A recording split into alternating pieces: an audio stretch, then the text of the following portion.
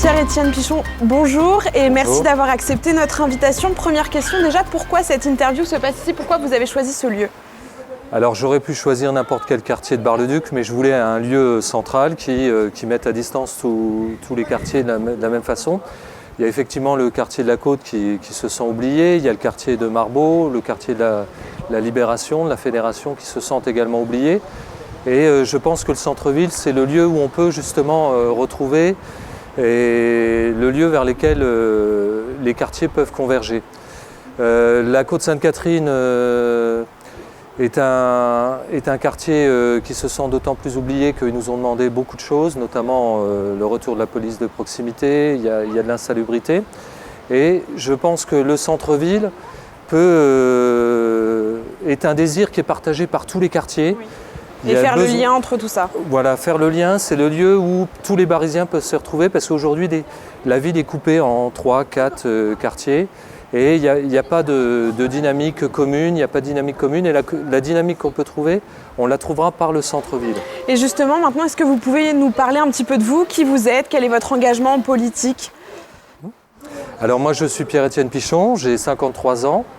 Je suis barisien d'origine, je suis d'une famille barisienne, mon père est artisan, ma mère était auxiliaire de périculture à la maternité de Bar-le-Duc. Et la politique, c'est venu comment?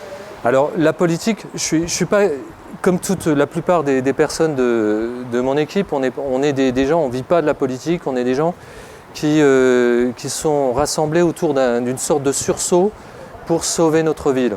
Sauver notre ville et les élections municipales, on s'est dit c'est le moment parce que on pense qu'on a atteint une situation où il faut vraiment réagir et j'ai réuni des personnes qui sont vraiment motivées, qui sont enthousiastes, qui sont compétentes pour conduire un projet global pour dynamiser la ville de Bar-le-Duc. Et justement, un projet global, qu'est-ce que vous pouvez nous dire déjà sur vos ambitions, du moins vos grandes lignes directrices?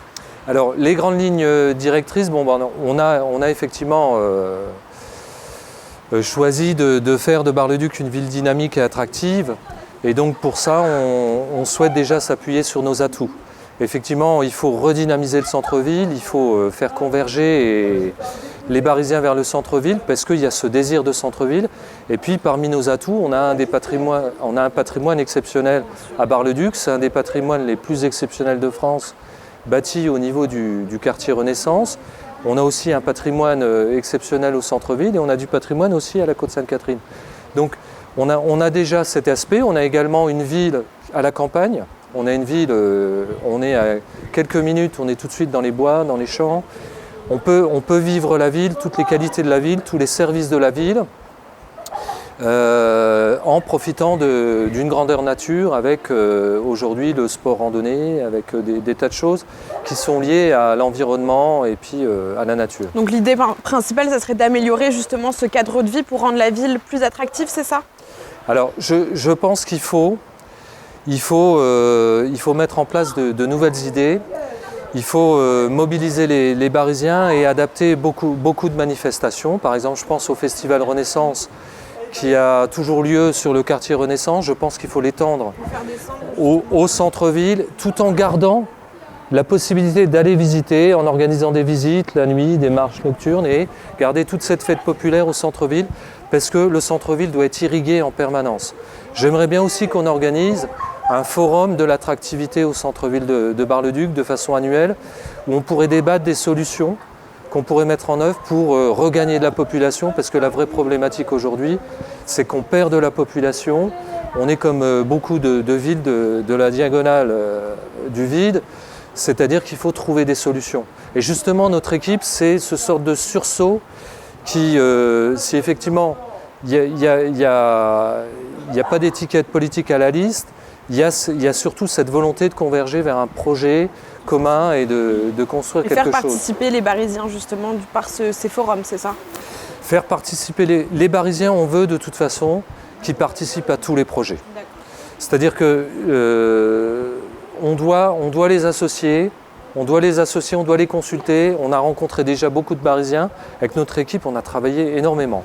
Et justement, nous aussi, on a rencontré des Barisiens. Du moins, ils sont venus vers nous pour vous poser des questions.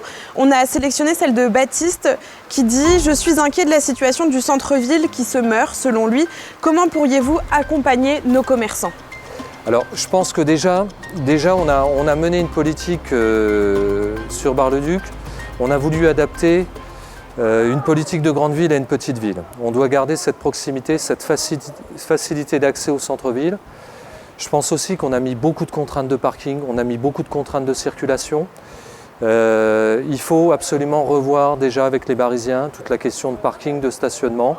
On n'imagine pas un supermarché qui ferait payer le parking et qui dirait au bout d'1 heure, si vous ne sortez pas récupérer votre voiture, vous allez avoir une amende.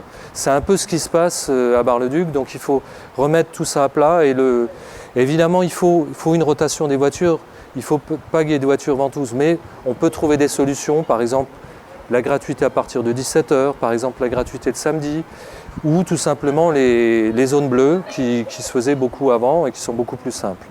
Après, je vous l'ai dit, il faut irriguer, animer, il faut qu'on envisage de créer un programme annuel d'animation, séquencé régulièrement de façon à ce qu'on ait systématiquement, entre la mise en valeur de notre quartier Renaissance et le centre-ville, des animations.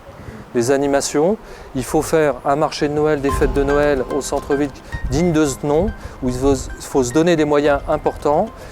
Je vous ai parlé du festival Renaissance, mais il y a d'autres choses aussi. Il faut aussi, oui. On va devoir malheureusement s'arrêter ici puisque vous le savez, on est contraint par le temps. Merci en tout cas d'avoir répondu à ces quelques questions. Merci.